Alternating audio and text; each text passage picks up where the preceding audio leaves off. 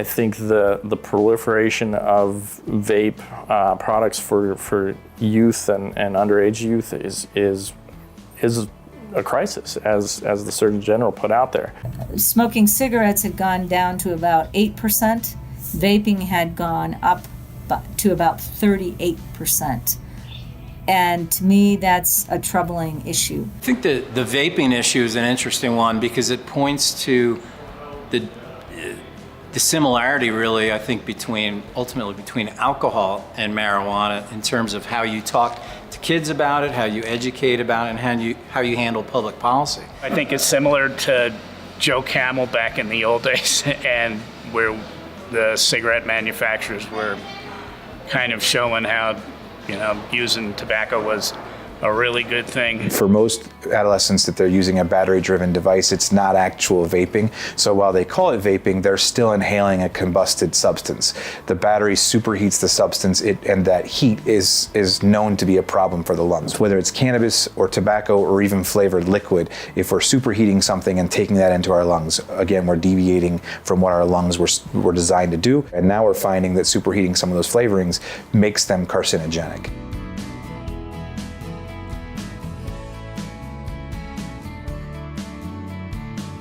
There are a lot of dangers that we don't know, and the sad part about that is a lot of times it takes a while to understand and research those things to be able to get to the knowns so that we can make the changes that need to happen on policy to protect our youth. We see it when we visit the middle schools and the high schools, and my friends' sons and daughters vape pretty regularly. Our daughter came home and was talking about how kids get caught vaping in the bathroom a lot. One of her friends told her that she's addicted to it. When an individual smokes marijuana out of a bowl or out of a joint, it has a starting point and an ending point, and you can control how much you're using. It's hard for us to estimate what use looks like if an individual is waking up with a vape pen and they spend the day puffing on their vape pen.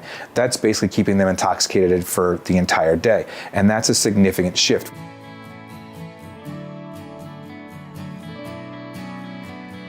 Most of the youth that are using vape right now are really using it for those flavored vapes that you were talking about. The risk, I guess, is are they then transitioning to cannabis products that are going to have a potential for impact later on in life? I just think vaping as a whole has got some very serious health issues we need to look at, especially in younger students. It struck me because I had no idea that vaping was so high in our K through 12 students.